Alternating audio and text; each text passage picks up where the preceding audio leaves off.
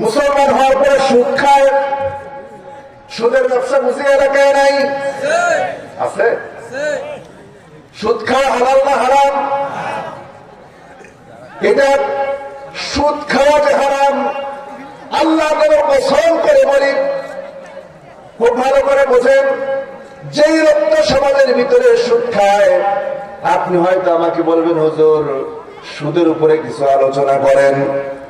গতদিনে আমার কাছে একটা চিঠি আসছে, আপনাদের এই পাশেই নীলফামারীতে মাহফিলের শেষে আমার কাছে চিঠি দিল, হুজুর যেখানে যেই প্রতিষ্ঠানে বসে আপনি ওয়াজ করছেন এখানকার অধিকাংশ মানুষ, কমিটি যারা আছে অধিকাংশ মানুষ সুদখোর,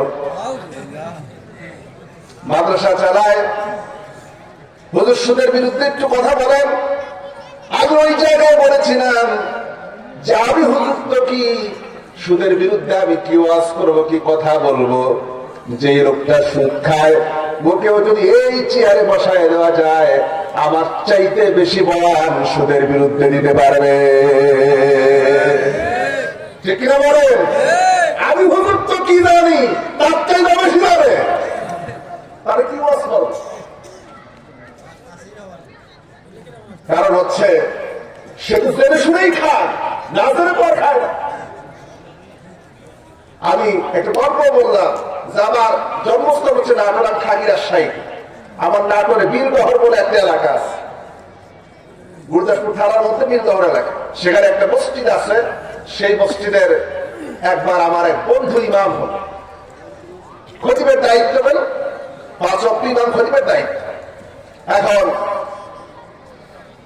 যেই দিন সে খতিব হিসেবে প্রথম জয়েন করলো, প্রথম খতিব হিসেবে মসজিদে প্রথম দিন গিয়েছে, সভাপতি ডেকে বলছে যে ইমাম সাহেব আপনি সুদের বিরুদ্ধে কড়া বয়ান দিবেন। কি বয়ান? সুদের বিরুদ্ধে কড়া বয়ান। তখন বলছে আমি তো মহা খুশি, যেই জায়গায় অন্য জায়গায় সুদের বিরুদ্ধে কথা বলা যায় না কমিটির ভয়ে, আর এখানে সভাপতি নিজে বলছে আপনি সুদের বিরুদ্ধে কথা বলবেন। আমি সুদের বিরুদ্ধে চরম ওয়াজ করলাম।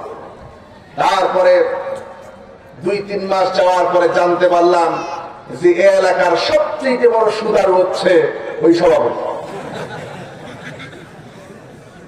আমি ইমাম, আমার বন্ধু বলছে, আমি যে জিজ্ঞেস করলাম আচ্ছা চাচা আপনি নাকি সুদ খান?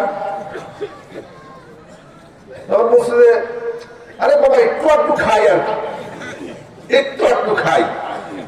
তো বলছে আপনি তো সুদের বিরুদ্ধে আমাকে বয়ান দিতে বললেন, আমি তো মনে করছি আপনি সুদের আশেপাশে নাই। তখন বলছে দেখো আমি সুদের বয়ান দিতে বলছি এই জন্য যে এলাকার সব সুদের ব্যবসা আমি করবো, আপনি কোন করতে পারেন।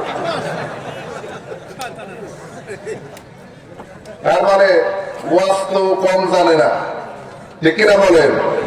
তারপরেও অন্যায় করছে, তারপরে বোঝা গেল তার কপালে করে হেদায়েত কোনদিন হবে না, ওয়াজকে হেদায়েত হবে না, এগুলি লাগবে হচ্ছে ডান্ডা, ঠিক কিনা বলেন? সব জায়গায় ওয়াজকে হেদায়েত হয় না, কিছু জায়গায়